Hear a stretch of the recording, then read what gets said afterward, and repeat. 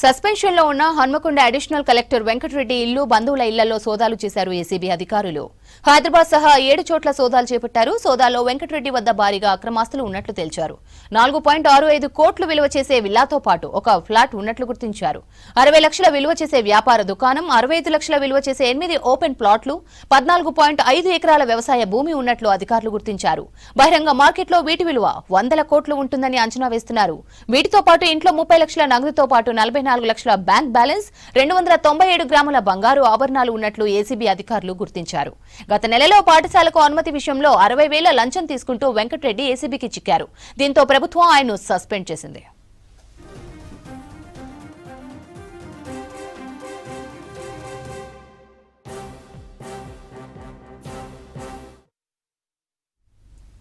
రాష్ట్రంలో అవినీతిపై పోరాటం మరింత ఉధృతమైంది. ప్రభుత్వ శాఖల్లో లంచాలకు అడ్డుకట్ట వేస్తోంది తెలంగాణ ఏసీబీ. 14 ఏళ్ల చరిత్రలోనే రికార్డు స్థాయిలో కేసులు నమోదు చేశారు అధికారులు. మొత్తం 454 అవినీతి కేసులు బుక్ చేశారు ఏసీబీ అధికారులు. అవినీతి అధికారులపై ఫిర్యాదు చేయాలని సూచించారు ఏసీబీ డీజీ చారు సిన్హా.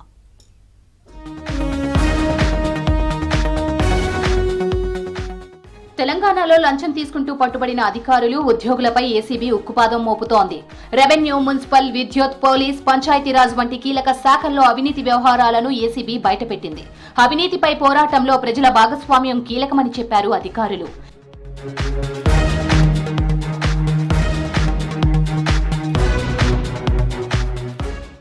గతేడాది చివరి 3 నెలల్లో ఏసీబీ దాడుల వివరాలను విడుదల చేశారు డీజీ చారు సిన్హా. లంచాలు తీసుకున్న అధికారులపై అవినీతి నిరోధక శాఖ కేసులు నమోదు చేసింది. 3 నెలల్లో 78 కేసులు బుక్ చేశారు. గతేడాది అక్టోబర్, నవంబర్, డిసెంబర్ నెలల్లో లంచం తీసుకుంటుండగా పట్టుకున్న కేసులు 39 ఉండగా ఆదాయానికి మించిన ఆస్తుల కేసులు 2, ఇతర కేసులు 6, ఆకస్మిక తనిఖీలు 31 కలిపి 78 కేసులు నమోదు చేసింది ఏసీబీ.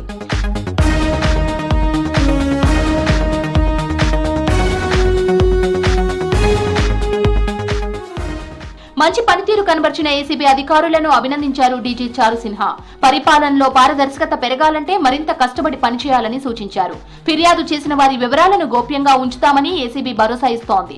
భయం లేకుండా ప్రజలు ముందుకు రావాలని పిలుపునిస్తున్నారు. ప్రభుత్వ సేవలు స్వచ్ఛంగా, పారదర్శకంగా ప్రజలకు అందాలన్నదే తెలంగాణ ఏసీబీ లక్ష్యమన్నారు. సాంకేతికత వినియోగం, వేగవంతమైన విచారణ, కోర్టుల్లో ఛార్జ్ షీట్ల దాఖలుతో ఏసీబీ తన పనితీరును మరింత పటిష్టం చేస్తోంది. లంచం ఇచ్చేవారికి, తీసుకునేవారికి చట్టం ఒకటేనని తెలిపింది తెలంగాణ ఏసీబీ. లంచం అడిగిన అధికారులపై టోల్ ఫ్రీ నెంబర్ 4608 కు కాల్ చేసి ఫిర్యాదు చేయాలని కోరుతున్నారు అధికారులు.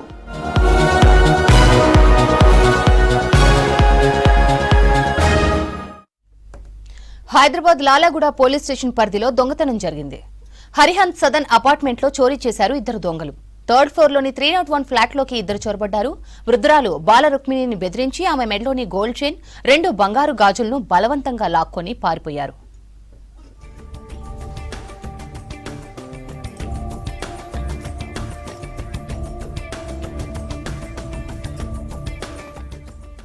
ఈ విషయం తెలియగానే పోలీసులు స్పాట్ కు చేరుకున్నారు. మొత్తం 9 తులాల బంగారం పోయినట్లు చెప్తున్నారు. బాధితురాలి ఫిర్యాదు మేరకు కేసు నమోదు చేసుకుని దర్యాప్తు స్టార్ట్ చేశారు. సీసీ కెమెరాలో రికార్డైన విజువల్స్ ఆధారంగా దొంగలను పట్టుకునే పనిలో పడ్డారు పోలీసులు. చోరీకి వచ్చిన 2 వ్యక్తుల్లో ఒక వ్యక్తి క్యాప్ పెట్టుకున్నాడని బాధితురాలు బాలరుక్మిణి తెలిపింది.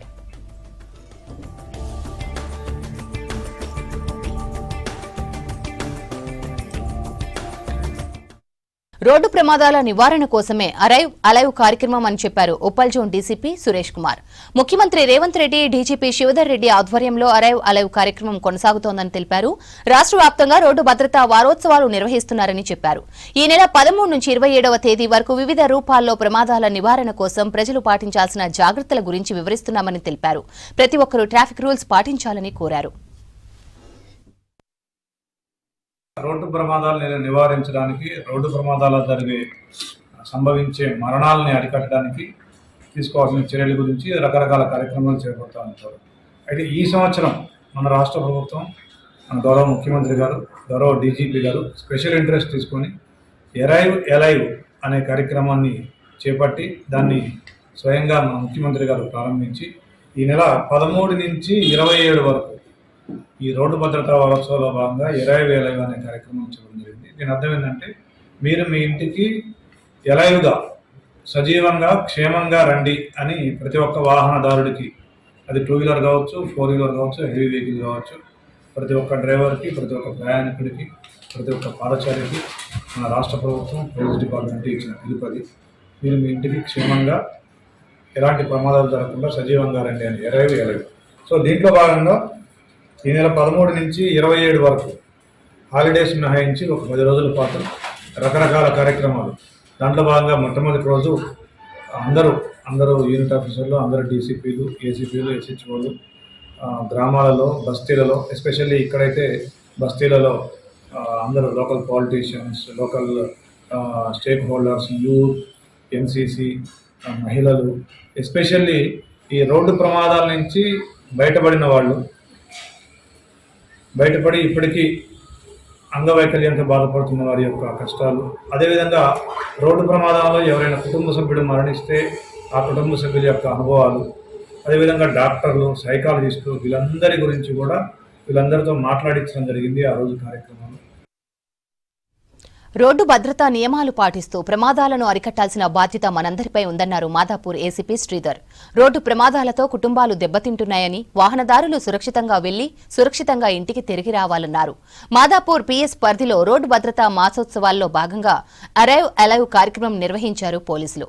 రోడ్డు భద్రతా నియమాలపై అవగాహన కల్పించారు ఏసీపీ. సెల్ ఫోన్ మాట్లాడుతూ మద్యం సేవించి డ్రైవ్ చేయొద్దని, wrong side driving, signal jumping, helmet పెట్టుకోకపోవడం వంటి నిర్లక్ష్యాలే ప్రమాదాలకు, ప్రాణ నష్టానికి కారణమని చెప్పారు. 2026 అనే ప్రోగ్రామ్ని చేపట్టడం జరిగింది. ఇది ముఖ్య ఉద్దేశం ఏంటంటే, జనరల్గా వాహన ప్రమాదాల్లో ఎక్కువ మంది చనిపోతున్నారు. అది వాహనం నడిపే వాళ్ళ నిర్లక్ష్యం కావచ్చు, లేకపోతే పెడెస్ట్రియన్ అంటే పాదచారుల నిర్లక్ష్యం కావచ్చు. కానీ బలవుతున్నది వాళ్ళు చనిపోతున్నారు. తర్వాత వాళ్ళ కుటుంబాలు ఏవైతే ఉన్నాయో వాళ్ళు చాలా ఇబ్బందులు పాలవుతున్నారు. అంటే ఇది చాలా దురదృష్టకరం. చాలా ఎక్కువ శాతం జరుగుతున్నాయి. తర్వాత ఇంకోటి ఏంటంటే, ముఖ్యంగా యువత డ్రంక్ అండ్ డ్రైవ్లో వచ్చేసి 2 వీలర్ మీద స్పీడ్గా నడిపి పెడెస్ట్రియన్ మన మధ్యలో డివైడర్ గురించి చనిపోవడం, హెల్మెట్ లేకుండా ప్రమాదమై చనిపోవడం, రక్తస్రావం, తనకి గాయాలై చనిపోవడం, ఇట్లాంటివి చాలా జరుగుతున్నాయి సంఘటనలు. దానివల్ల చాలా ప్రమాదాలు జరగడం వల్ల కుటుంబాలు కూడా చాలా ఇబ్బందులు పడుతున్నారని చెప్పి, మీరే కాదు ఇంజనీర్లో ఉండే జర్నలిస్టులు కానీ, పోలీసులు కానీ, గవర్నమెంట్ ఎంప్లాయీస్ కానీ, లేకపోతే పని కోసం వచ్చే కూలీ వాళ్ళు కానీ, ఎవరైనా కూడా యాక్సిడెంట్ అంటే కేవలం నిర్లక్ష్యం, మానవ నిర్లక్ష్యంతో జరిగేది. ఇటువంటి ఆపాలని చెప్పి దీని మీద ఒక క్యాంపెయిన్ చేయాలని చెప్పి ఈ 13వ తారీఖు నుంచి 24 వరకు ఒక స్టేట్ మొత్తం కూడా ఈ అరైవ్ క్యాంపెయిన్ అనేది ఒకటి టేకప్ చేయడం జరిగింది పోలీస్ డిపార్ట్మెంట్ ద్వారా. ఔటా అధ్యక్షుడు ఓయూ ప్రొఫెసర్ మనోహర్ ను సస్పెండ్ చేయడాన్ని తీవ్రంగా ఖండిస్తున్నామన్నారు బీసీ సంక్షేమ సంఘం జాతీయ అధ్యక్షుడు ఎంపీ ఆర్ కృష్ణయ్య. మనోహర్ పై సస్పెన్షన్ ఎత్తివేయాలని రిజిస్ట్రార్ నరేష్ రెడ్డిని కోరారు. యూనివర్సిటీ అధికారులు ఫ్యాకల్టీ డెవలప్మెంట్, చదువులు, రీసెర్చ్, విద్యార్థుల సౌకర్యాలపై ఫోకస్ పెట్టకుండా కక్ష సాధింపు చర్యలకు పాల్పడుతున్నారని ఆరోపించారు ఆర్ కృష్ణయ్య. పారిశ్రామికవేత్తలు ఇదే యూనివర్సిటీలో చదివి వెళ్ళిపోయారు. అమెరికాలో పోయి ఐటీ కంపెనీలు పెట్టిన వాళ్ళు దాదాపు 500 మంది మన ఉస్మాన్ యూనివర్సిటీలో ఇంజనీరింగ్ కాలేజీలో చదివింది. ఈ 2-3 ఏళ్ళ నుంచి ఒక్కరు పోతలేరు, ఆ స్థాయికి ఎవరు వెళ్తలేరు. అందుకే యూనివర్సిటీ ఫ్యాకల్టీ డెవలప్ చేయాలి, యూనివర్సిటీ గ్రేడ్ పెంచాలి, యూనివర్సిటీ స్టాండర్డ్ పెంచాలి. ఉస్మాన్ యూనివర్సిటీ అంటే పరువులు తీయాలి. చైతన్య భారతి, వాసవి, శ్రీనిధి కాదు, గోకరాజు కాదు, నాకు ఉస్మానియా ఇంజనీరింగ్ కాలేజీలో చదువుతాను రావాలి. కొత్త కోర్సులు కూడా ఇక్కడ పెట్టాలి, మంచి బిల్డింగ్లు పెట్టాలి, అప్డేట్ పెట్టాలి, కంప్యూటరైజేషన్ చేయాలి. రెండవది, యూనివర్సిటీ స్థలాలన్నీ కూడా కబ్జాలకు గురవుతున్నాయి. ఎవరికి దొరికిందంతా వాళ్ళు కబ్జాలు పెట్టి అమ్మి సొమ్ము చేసుకోవడానికి ప్రయత్నం చేస్తున్నారు తప్ప యూనివర్సిటీ వాల్యుబుల్ భావి తరాలకు యూనివర్సిటీలో మంచి విద్య ఇవ్వడానికి, మంచి బిల్డింగ్ కట్టడానికి మేమందరం ఉన్నాం, రెడీ ఉన్నాం. సిఎస్ఆర్ ఫండ్స్ దానికే, కేంద్ర ప్రభుత్వం నిధులు ఇప్పించడానికి. మనందరికీ ఫ్రెండ్స్, ఫ్యామిలీ, కొలీగ్స్ తో సరదాగా టూర్స్ కి వెళ్లడం అంటే చాలా ఇష్టంగా ఉంటుంది. కొందరు అక్కడ తీసుకున్న ఫోటోలు, వీడియోలను సోషల్ మీడియాలో పంచుకుంటారు. కానీ అలా మన పర్సనల్ డేటా సోషల్ మీడియాలో పెట్టడంతో సైబర్ నేరగాళ్లకు మనమే ఆయుధాన్ని ఇచ్చినట్లు అవుతోంది. ఇది గమనించిన నేటి తరం సోషల్ మీడియాలో తమ పర్సనల్ డేటాను పంచుకోవడం తగ్గిస్తున్నారు. ఇంటర్నెట్ ని ఎంతవరకు వాడాలో అదే తెలుసుకుంటున్నారు. అదే ఇప్పుడు డిజిటల్ మెచ్యూరిటీ ట్రెండ్ గా మారింది.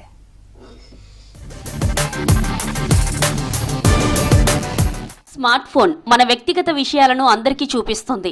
సోషల్ మీడియాలో వ్యక్తిగత విషయాలు, పనులు, కొత్త విషయాలు పోస్ట్ చేస్తున్నారు. ఎక్కడైనా పర్యటించినా, సెలబ్రేట్ చేసుకున్నా ఆ ఫోటోలను ఇన్స్టా, ఫేస్బుక్ లో షేర్ చేస్తున్నారు. కానీ ఇప్పుడు ఆ తీరు మారింది. సరికొత్త సైలెంట్ రివల్యూషన్ మొదలైంది. యూత్ తమ ఫోటోలను ఇంటర్నెట్ లో షేర్ చేసుకోవడం తగ్గిస్తున్నారు. అదే ఇప్పుడు జీరో పోస్టింగ్ పేరుతో ట్రెండ్ అవుతోంది. ఆన్లైన్ ని కూడా సేఫ్ గా, ప్రొటెక్టెడ్ గా వాడుకోవచ్చని అందుకే ఈ డిజిటల్ క్రమశిక్షణ లేదంటే ఈ డిజిటల్ సేఫ్టీని మనం వాడుతూ ఉంటాం. క్రమశిక్షణ అనేది ముఖ్యంగా ఎవరికి కావాలంటే యూత్కే కావాలి. మీరు ఎవరితో మాట్లాడుతున్నారు, ఎటువంటి కంటెంట్స్ దానిలో పెడుతున్నారు, ఎట్లాంటి కామెంట్స్ దానిలో చేస్తున్నారు, ఏ వీడియోని లైక్ చేస్తున్నారు. మనము చట్టాన్ని చూసుకుంటే దానిలో 4 రకాలమైన క్రైమ్స్ ఉన్నాయి. రికార్డ్ చేస్తే, ఏదన్నా అప్లోడ్ చేస్తే, ఏదన్నా షేర్ చేస్తే, లేదా ఏదన్నా మీరు లైక్ చేసినా కూడా, లైక్ కామెంట్ చేసినా కూడా మీ పైన చర్యలు తీసుకోవడానికి ఉంటుంది. సో అందుకే ఈ ఆన్లైన్ ప్లాట్ఫామ్స్ మనం ఎలా ఉండాలి, ఎట్లా మనం దానిలో చేసుకోవాలనేది చెప్పడానికి ముఖ్యమే ఇది. ఇదివరకు సెల్ఫీలు, 100 రకాల పోజులు, వీడియోలు తీసి ఇంటర్నెట్ లో పెట్టేవారు. సైబర్ నేరాలు పెరగడంతో సోషల్ మీడియాలో వ్యక్తిగత సమాచారం పెట్టడం లేదు. ఇప్పుడు పర్యాటక ప్రాంతాలకు వెళ్లినా ఫోటోలు, వీడియోలు తీసుకున్నా అవి కేవలం వారి గ్యాలరీలకే పరిమితం అవుతున్నాయి. ఇన్స్టాగ్రామ్ స్టోరీల్లో హడావిడి కనిపించడం లేదు. ఆ మెమరీని ఇతరుల లైక్ల కోసం కాకుండా తమ సంతోషం కోసం దాచుకుంటున్నారు. ఇప్పుడు జీరో పోస్టింగ్ అనే పాలసీ చాలా వరకు స్టార్ట్ అయిపోయింది. ఆల్రెడీ చాలా మంది పాటిస్తున్నారు. అసలు సోషల్ మీడియాలో ఎటువంటి ప్రైవేట్ లైఫ్, దీని ఇంపార్టెంట్గా ఏంటంటారంటే ప్రైవేట్ లైఫ్ అని అనుకుంటారు.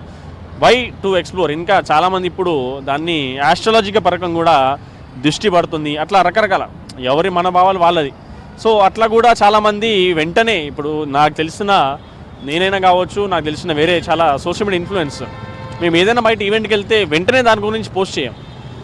ఒక కొంచెం కాలం గడిపినాక, లేదంటే మేము ఇంటికి ఎక్కడైనా బయటికి వెళ్తే మళ్ళీ ఇంటికి సేఫ్గా రీచ్ అయిపోయిన తర్వాతనే దాని గురించి సోషల్ మీడియాలో చెప్పడం ఏదైనా. ఎందుకంటే పబ్లిక్ ఫిగర్ కాబట్టి కొంచెం పెట్టడం అదొక సామాజిక అది కాబట్టి అది మేము పెడుతుంటాం. అది కూడా ఎప్పుడు ఇమ్మీడియట్గా ఏం పెట్టరు.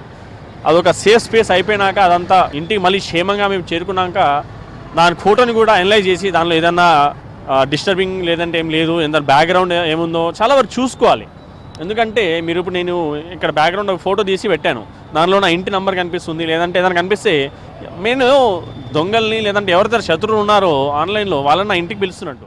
ఇప్పుడు నడుస్తున్న ఈ ట్రెండ్నే జీరో పోస్టింగ్ ట్రెండ్ అంటున్నారు ఎక్స్పర్ట్స్. సోషల్ మీడియాలో యాక్టివ్గా ఉండడం అంటే ప్రతిదీ పబ్లిక్ చేయడం కాదని మెజారిటీ జనం గుర్తించారు. ఇక్కడ టెక్నాలజీని వాడడం మానేయడం లేదు, కానీ దాన్ని ఎంతవరకు ఉపయోగించాలో తెలుసుకున్నారని తెలిపారు నిపుణులు. సైబర్ మోరాల్లో 2-3 రకాలని చెప్పొచ్చు. ఒకటి ఫైనాన్షియల్గా, ఏదన్నా డబ్బు పోగొట్టుకొని ఎవరైనా బాధపడుతున్నారు, ఎవరికైతే డబ్బులు పోతాయో వాళ్ళు. రెండోది సైబర్ మోసాలు ఎట్లా అంటే, మన ఇప్పుడు రీసెంట్గా గ్రాక్ ఏఐ సంబంధించి గ్రాక్లో మీరు చూసుంటారు, మన ఫోటో వీడియో ఏదైతే ఉంటుందో దాన్ని న్యూడ్గా చేయడము, లేదంటే ఏదైనా కొంచెం మార్ఫింగ్ చేసి దాన్ని ఏఐ బేస్డ్ దాన్ని మార్ఫింగ్ చేసి అలా చేయడం మనం చూసుంటాం. సో దాంతో కూడా అవి ఒక ప్రైవసీ రిలేటెడ్ ఏదైనా ఒక సంబంధించిన ఒకటి. మూడోది ఏంటంటే అకౌంట్లు హ్యాక్ అయిపోవడం. దానికి టెక్నికల్గా మన డేటా ఏదైతే మనం పెట్టుకున్నామో అది లీక్ అయిపోయి ఉంటుంది. కాబట్టి మనం యొక్క పాస్వర్డ్స్ అవన్నీ రెగ్యులర్గా అప్డేట్ చేసుకోకపోతే, రెగ్యులర్గా చేంజ్ చేసుకోకపోతే దానివల్ల లీక్ అయిపోవడానికి ఛాన్సెస్ ఉంటాయి, మన అకౌంట్స్ హ్యాక్ అవ్వడానికి ఛాన్సెస్ ఉంటాయి. డిజిటల్ మెచ్యూరిటీ పెరగడానికి ప్రధాన కారణం పెరిగిపోతున్న సైబర్ నేరాలే అంటున్నారు ఎక్స్పర్ట్స్. మనం ఎక్కడున్నామో, ఏం తింటున్నామో ప్రపంచానికి తెలియాల్సిన అవసరం లేదంటున్నారు majority people.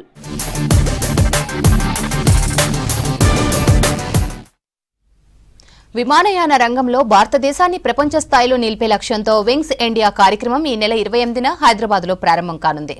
Airport authority of India, FICCI సహకారంతో కేంద్ర పౌర విమానయాన మంత్రిత్వ శాఖ ఈ కార్యక్రమాన్ని నిర్వహించనుంది. ఈ మెగా ఈవెంట్ జనవరి 28వ తేదీ నుంచి 4 రోజుల పాటు బేగంపేట్ ఎయిర్పోర్ట్లో జరగనుంది.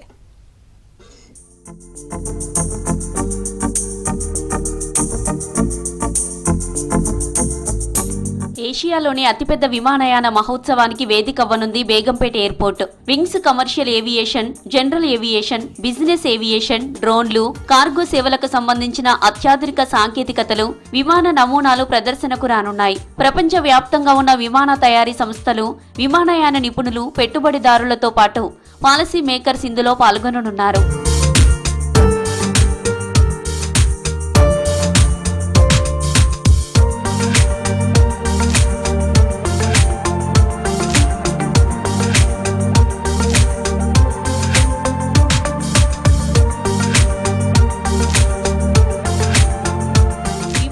రంగంలో హైదరాబాద్ వేగంగా అభివృద్ధి చెందుతుండటంతో ఈ కార్యక్రమానికి ఎంచుకున్నామని తెలిపారు ఏవియేషన్ అధికారులు.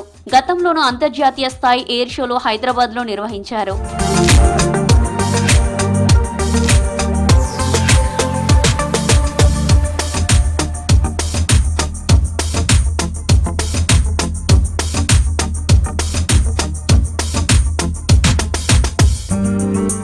ఇండియా 2026 ద్వారా తెలంగాణ రాష్ట్రానికి, దేశానికి అనేక లాభాలుంటాయని తెలిపారు అధికారులు. దేశ విదేశీ పెట్టుబడులతో పాటు విమానయాన రంగంలో కొత్త ఉద్యోగ అవకాశాలు రానున్నాయి. Drone technology, cargo, maintenance, training రంగాల్లో వృద్ధి, స్టార్టప్లకు అంతర్జాతీయ స్థాయి పరిచయం, హోటల్, పర్యాటక, రవాణా రంగాలకు ప్రోత్సాహం కూడా అందుతుందని తెలిపారు ఏవియేషన్ అధికారులు.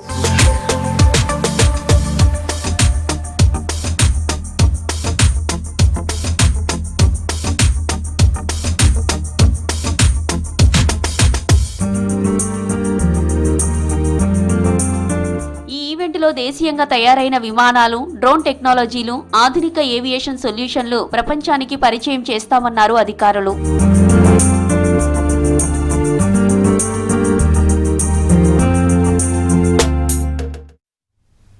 సైబర్ నేరగాళ్లు రోజుకో కొత్త రకం నేరాలు చేస్తున్నారు. నిన్నటిదాకా లింకులు పంపి డబ్బులు కాజేసిన కేటుగాళ్లు ఇప్పుడు మన వాయిస్ తోనే డబ్బులు లాగేస్తున్నారు. ఇదివరకు లింక్ క్లిక్ చేస్తేనే డబ్బులు మాయమయ్యేవి, కానీ ఇప్పుడు ఫోన్ ఎత్తి మాట్లాడితే చాలు అకౌంట్ లో పైసలు దొంగిలిస్తున్నారు. ఏఐ వాయిస్ క్లోనింగ్ టెక్నాలజీతో అచ్చం కుటుంబ సభ్యుల వాయిస్ తో మాట్లాడుతూ మోసం చేస్తున్నారు.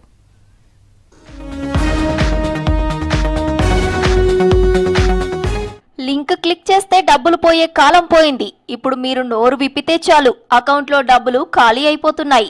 సైబర్ లోకంలో ఇప్పుడు ఏఐ వాయిస్ క్లోనింగ్ వచ్చింది. కేవలం 10 సెకండ్ల ఆడియో క్లిప్ తో మీ గొంతుకు డూప్లికేట్ పుట్టిస్తున్నారు కేటుగాళ్లు. ఇప్పుడు వాయిస్ క్లోనింగ్ అనే నయా అస్త్రాన్ని ప్రయోగిస్తున్నారు సైబర్ నేరగాళ్లు. నేను మీకు ఒక వీడియో కాల్ చేసి ఇలా నేను నా పర్స్ పోగొట్టుకున్నాను, లేదా నా ఫోన్ ఇట్లా పోయింది, ఇట్లా ఏదైనా ప్రాబ్లం అయిపోయింది, నాకు ఎమర్జెన్సీగా కొంచెం డబ్బులు కావాలి అని మిమ్మల్ని అడిగితే, నేను మీ యొక్క డియరెస్ట్ ఫ్యామిలీ మెంబర్ని, నేను మీ కొడుకునే, నేను మీ పేరెంట్నే, బయటకు వెళ్ళాను, టూర్కి వెళ్ళాను, మీకు తెలిసిన ఆ టూర్ గురించి, ఇప్పుడు నేను ఎయిర్పోర్ట్ ఫ్లైట్లో ఉంటాను ఆ టైంకి, ఎవరైనా మీకు కాల్ చేసి ఇట్లా చెప్తే మీరు ఏం చేస్తారు? ఖచ్చితంగా మనం అందరూ దానికి సాయం చేస్తాం.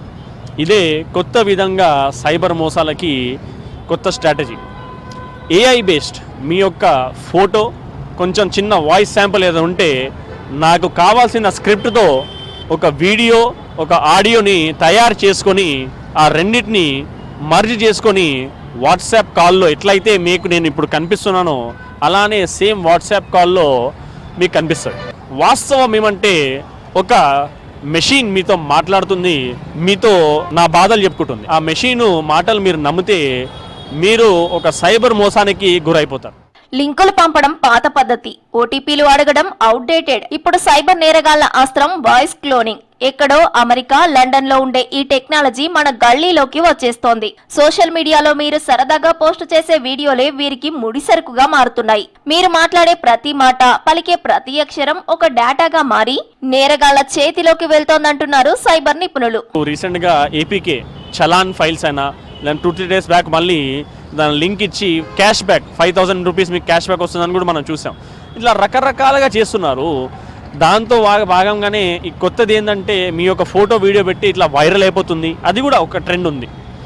ఇలా మీ ఫోటో వీడియోలు ఇక్కడ దొరికాయి, మీరు నార్కోటిక్స్ చేస్తున్నట్టు మాకు ఇట్లా ఫోటోలు దొరికాయి, వీడియోలు దొరికాయి అని కూడా కేసులు నమోదు చేస్తున్నాం మీ మీద, వెంటనే యాక్షన్ తీసుకోవాలి, మిమ్మల్ని డిజిటల్ అరెస్ట్ చేస్తున్నామని కూడా మీకు ఫేక్ నోటీసెస్ సిబిఐ నుంచి, లేదంటే ఫలానా ముంబై పోలీస్, ఢిల్లీ పోలీస్ నుంచి మీకు అరెస్ట్ చేయడానికి వారెంట్ ఇష్యూ చేస్తున్నాము.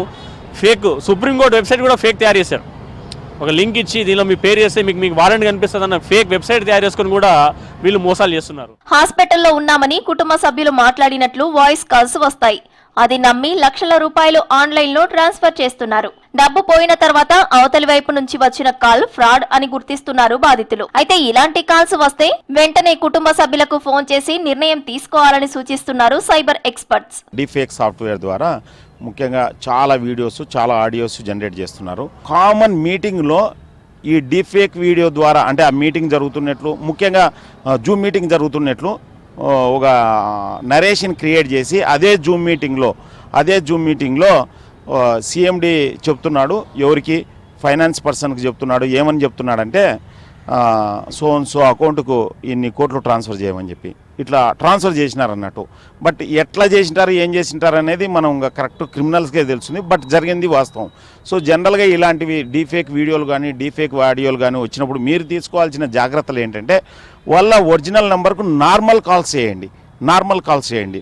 లైక్ ఏ వాట్సాప్ కాల్ చేయకండి, లేకపోతే any other media like Zoom కానీ ఇంకోటి కానీ ఒక ఆడియో వీడియో కాన్ఫరెన్స్లు ఉంటాయి కానీ అలాంటి వాడుకోకుండా నార్మల్ కాల్ చేసి వాళ్ళతో వెరిఫై చేయండి ఇన్ఫర్మేషన్. సో దట్ అది కరెక్టా కాదా, కరెక్ట్ అంటే ఎంతవరకు అనేది తెలుస్తుంది అన్నట్టు. భయం, ప్రేమతో ఈ ఏఐ సాఫ్ట్వేర్లు అద్భుతంగా అనుకరిస్తాయంటున్నారు సైబర్ నిపుణులు. ఒక వ్యక్తి గొంతులోని పిచ్, టోన్, యాసను కృత్రిమ మేధస్సు సహాయంతో సరికొత్త పదాలను సృష్టిస్తారన్నారు. అవతలి వైపు మాట్లాడుతున్నది మనిషి కాదని, ఒక మిషన్ అని గుర్తుపట్టడం అసాధ్యమని తెలిపారు. ఏఐతో మాట్లాడొచ్చు. ఫర్ ఎగ్జాంపుల్ మీకు సింపుల్గా చెప్పాలంటే చాట్ జీపీటీలో మీరు స్క్రిప్ట్ రాయండి. నేను సైబర్ నేరాల మీద ఒక పాట రాయాలనుకుంటున్నాను చాట్ జీపీటీలో. అది తీసుకొని పోయి సునోలో పెట్టండి, ఆటోమేటిక్గా అది పాట పాడేస్తుంది అన్నట్టు.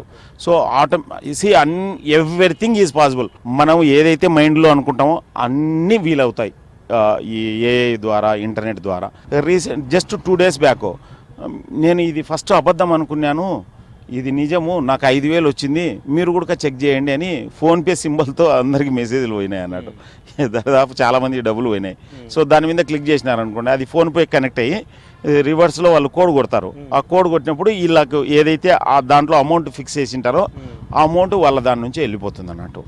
సో ఏ లింక్ అయినా కానీ ముఖ్యంగా సోషల్ మీడియా కాలంలో ఎవ్రీథింగ్ మీరు జాగ్రత్త లేకుంటే ఒక రోజు తేడాతో మీరు మునిగిపోయే అవకాశం ఉంటుంది. అపరిచిత నెంబర్ల నుంచి వచ్చే కాల్స్ విషయంలో అప్రమత్తంగా ఉండాలన్నారు సైబర్ ఎక్స్పర్ట్స్. మోసానికి గురైతే గోల్డెన్ అవర్ లో cyber crime help line number 1930కు ఫిర్యాదు చేయాలని సూచిస్తున్నారు పోలీసులు.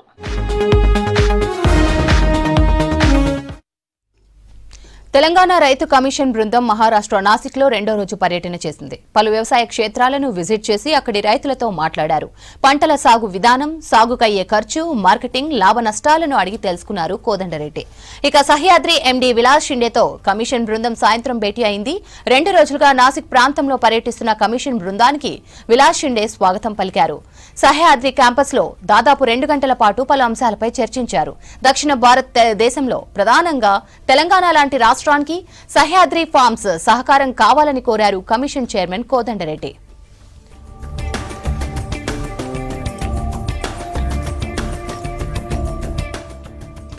తెలంగాణలో గోదావరి, కృష్ణా నదులతో పాటు గొలుసుకట్టు చెరువులు ఉన్నాయని, అన్ని రకాల పంటలు సాగుకు సారవంతమైన భూమి ఉందని, వాతావరణం అనుకూలంగా ఉంటుందన్నారు కోదండరెడ్డి. తెలంగాణ సీఎం రేవంత్ రెడ్డి రైతు బిడ్డ అని, వ్యవసాయ రంగానికి అధిక ప్రాధాన్యత ఇస్తున్నారని విలాస్ షిండేకు తెలిపారు కోదండరెడ్డి. ఇటీవల జరిగిన గ్లోబల్ సమ్మిట్ విజన్ 2047లో వ్యవసాయ రంగానికి ప్రాధాన్యత ఇచ్చారని గుర్తు చేశారు.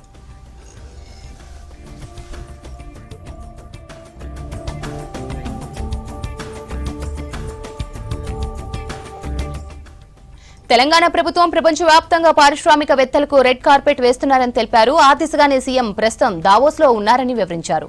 సీఎం ఆదేశాలతో కమిషన్ బృందం ఇతర రాష్ట్రాల్లో పర్యటిస్తుందని తెలిపారు. బలమైన ఎఫ్పీఓలు ఏర్పాటు కావాలని, దానికోసం మీలాంటి వారు తెలంగాణకు రావాలని commission chairman Kodandareddy Sahyadri MD Vilas షిండేను కోరారు. కోదండరెడ్డి ఆహ్వానంతో సహ్యాద్రి ఎండీ విలాస్ షిండే సానుకూలంగా స్పందించారు.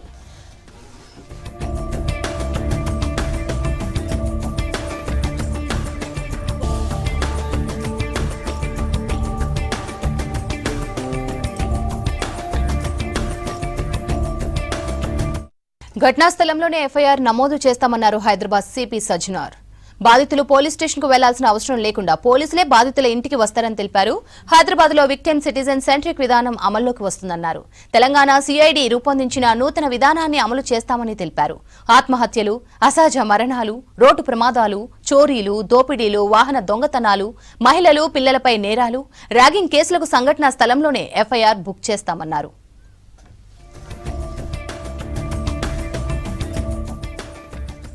సమాచారం అందగానే పోలీసులు ఘటనా స్థలానికి చేరుకొని నేరుగా ఫిర్యాదు స్వీకరిస్తారన్నారు. నూతన విధానంలో బాధితుడు హాస్పిటల్లో ఉన్నా అక్కడికే వెళ్లి ఎఫ్ఐఆర్ నమోదు చేస్తామని తెలిపారు. బాధితుల గౌరవం, గోప్యతకు భంగం కలగకుండా సేవలు అందిస్తామని తెలిపారు.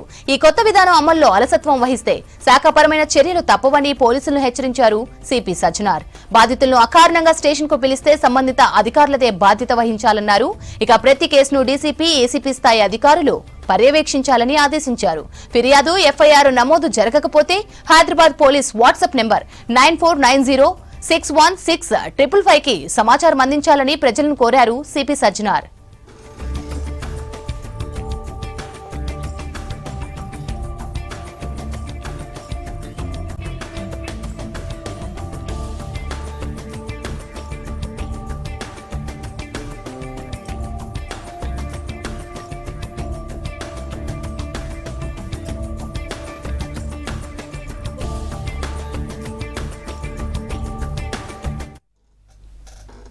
ఘటనా స్థలంలోనే ఎఫ్ఐఆర్ నమోదు చేస్తామన్నారు హైదరాబాద్ సిపి సజ్జనార్. బాధితులు పోలీస్ స్టేషన్ కు వెళ్లాల్సిన అవసరం లేకుండా పోలీసులే బాధితుల ఇంటికి వస్తారని తెలిపారు. హైదరాబాద్ లో విక్టిమ్ సిటిజన్ సెంట్రిక్ విధానం అమల్లోకి వస్తుందన్నారు. తెలంగాణ సిఐడి రూపొందించిన నూతన విధానాన్ని అమలు చేస్తామని తెలిపారు. ఆత్మహత్యలు, అసహజ మరణాలు, రోడ్డు ప్రమాదాలు, చోరీలు, దోపిడీలు, వాహన దొంగతనాలు, మహిళలు, పిల్లలపై నేరాలు, ర్యాగింగ్ కేసులకు సంఘటనా స్థలంలోనే ఎఫ్ఐఆర్ బుక్ చేస్తామన్నారు.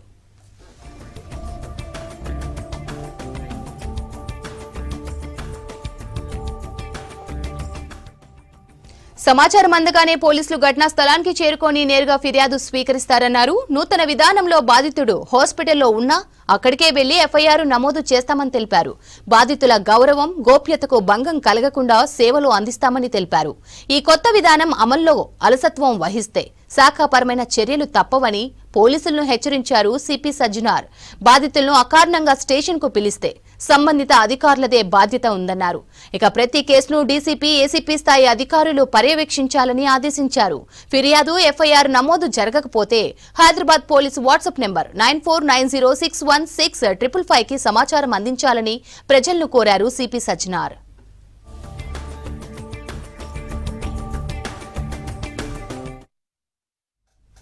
రాష్ట్రంలోని ప్రభుత్వ విద్యా సంస్థలను కార్పొరేట్ స్థాయికి దీటుగా తీర్చిదిద్దుతోంది రాష్ట్ర ప్రభుత్వం. ప్రభుత్వ పాఠశాలలు, హాస్టళ్లలో చదువుతున్న లక్షలాది మంది విద్యార్థులకు నాణ్యమైన విద్యతో పాటు సకల సౌకర్యాలను కల్పిస్తోంది. అందులో భాగంగా స్కూల్, హాస్టల్ కిట్ల పంపిణీ చేపట్టనున్నారు. వచ్చే విద్యా సంవత్సరానికి 1వ తరగతి నుంచి 10వ తరగతి వరకు విద్యార్థులకు 22 రకాల వస్తువులతో కూడిన కిట్లను అందజేయాలని నిర్ణయించింది రాష్ట్ర ప్రభుత్వం.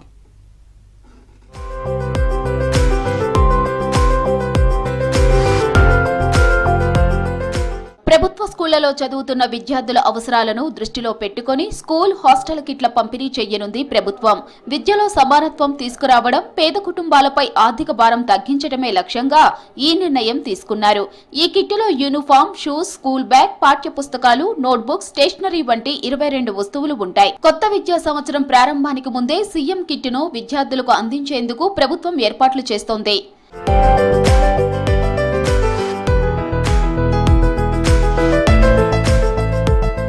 వేసవి సెలవుల తరువాత పాఠశాలలు తెరుచుకునే రోజే విద్యార్థులకు ఈ కిట్లను అందించాలని అధికారులను ఆదేశించారు సీఎం రేవంత్ రెడ్డి. ఇప్పటికే ప్రాథమిక కసరత్తు పూర్తయింది. కార్పొరేట్ స్కూల్స్ కు తీసిపోని విధంగా సౌకర్యాలు కల్పిస్తున్నారు. ప్రభుత్వ పాఠశాలల్లో హాజరు శాతాన్ని పెంచడంతో పాటు విద్యార్థుల అభివృద్ధికి ఉపయోగపడుతుందంటున్నారు టీచర్స్. తెలంగాణ రాష్ట్ర ప్రభుత్వము మరి ప్రభుత్వ పాఠశాలల బలోపేతం చేయడంలో భాగంగా మరి ఒకవైపు నాణ్యమైన విద్య, మరోవైపు విద్యార్థులకు మరి కొన్ని పథకాలు రూపొందిస్తున్న క్రమంలో మరి ఏదైతే ముఖ్యమంత్రి కిట్ అనేటటువంటిది 21+1 22 అంటే 21 ఎందుకంటున్నా అంటే 21 మనకు మామూలుగా రెగ్యులర్గా ఇచ్చే టెక్స్ట్ బుక్స్ అనేటటువంటితో పాటు ఇంకొక అదనంగా 21 వస్తువులతోని మరి కిట్ అనేది విద్యార్థులకు ఇవ్వడం. ఇది దాదాపు రాష్ట్రం లోపల చదువుతున్నటువంటి విద్యార్థులు మనకు దాదాపు 25.5 లక్షలు ఉంటారు.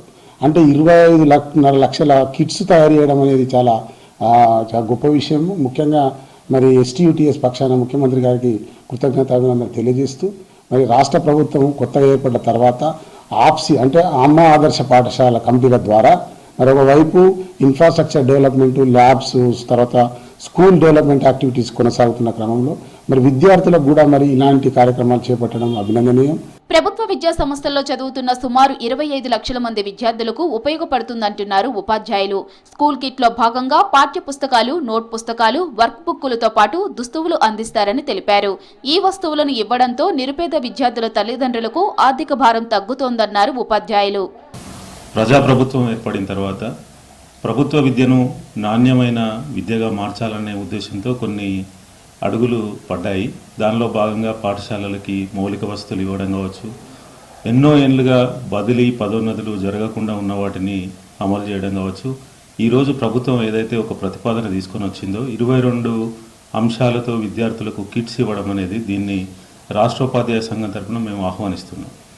ఎందుకంటే ఈరోజు కార్పొరేట్ విద్య వైపుగా జనం చూడడానికి కారణం టై, బెల్ట్, పిల్లల అపియరెన్స్తో పాటు విద్యార్థులకు కావాల్సినటువంటి కొన్ని అంశాలు చాలా సమాజంలో డిమాండ్గా ఉన్నది. వాటిని ప్రభుత్వం అందించడం వల్ల ఈ విద్య వైపుగా కొంతమంది ప్రవేశాలు పెరిగే అవకాశం ఉందని మేము భావిస్తూ ఉన్నాం. ప్రభుత్వం schools, SC, ST, BC, minority, general గురుకులాలు, కేజీబీవీలలో ఉండే విద్యార్థులకు సీఎం కిట్ను అందించనున్నారు అధికారులు.